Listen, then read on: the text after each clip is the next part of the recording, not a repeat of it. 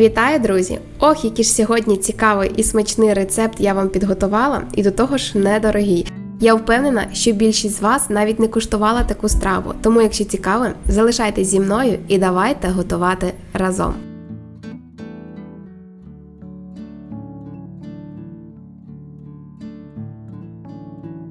І в основі сьогоднішньої страви буде шлунок. В нас кажуть ють.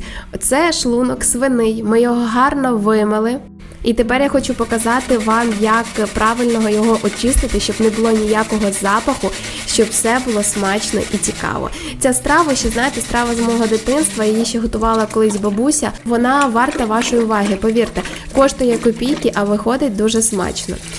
Дивіться, я натерла одну картоплину дрібненько і гарно витираю, вимочую шлунок і всередині, і зовні картоплею натертою. Потім промиваю. І беру сіль. Солі беру багато, і знову ж таки, як ви бачите, витираю сіль. Також я обрізала весь лишній жир. Тут уже дивіться, як ви підготуєте самі. Вивертаю на іншу сторону, середину також гарно вимиваю в декількох водах. Тут вже воду не шкодуйте. Звичайно, перед тим, як робити ці всі процедури, я ще ють замочила в воді. На 1 літр води я брала 100 мл оцету. В такому розчині оцетовому. Оцет я брала 9%. Повірте, коли ви все зробите так, як я, ніякого аромату постороннього не буде.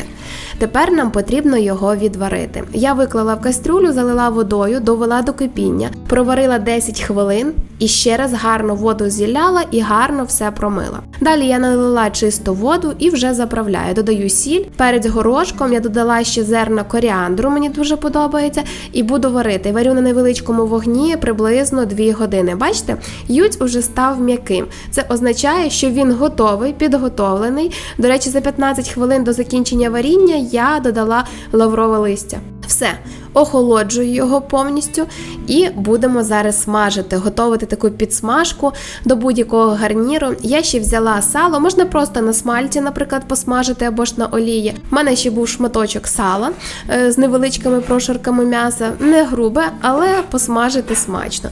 Нарізаю ось таким чином. І обсмажую до золотистого кольору, поки сало не випустить жири і не почне золотитися.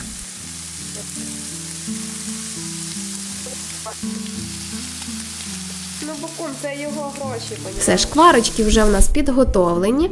За цей час в мене охолов ють. Я, до речі, його відварюю напередодні. Наприклад, сьогодні відварила, а уже завтра готую з ним страву. Все лишнє, оці трубочки, я все обрізаю.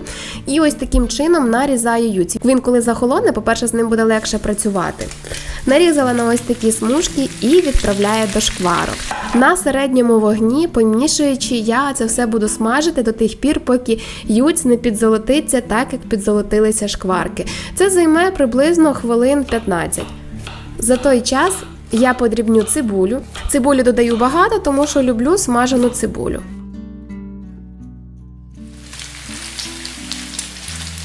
Все, бачите, ють підсмажився також із шкварочками. Я додаю цибулю.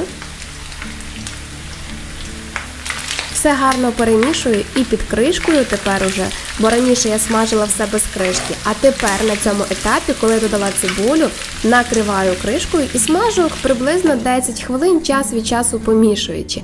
Також заправляю, додаю сіль по смаку, але багато солі не додавайте, пам'ятайте, що ви підсолювали воду, коли варили ють.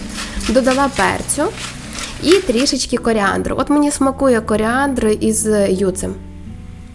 Все гарно перемішую ще раз, обсмажую до тих пір, поки цибулька не стане румяною і дуже ароматною.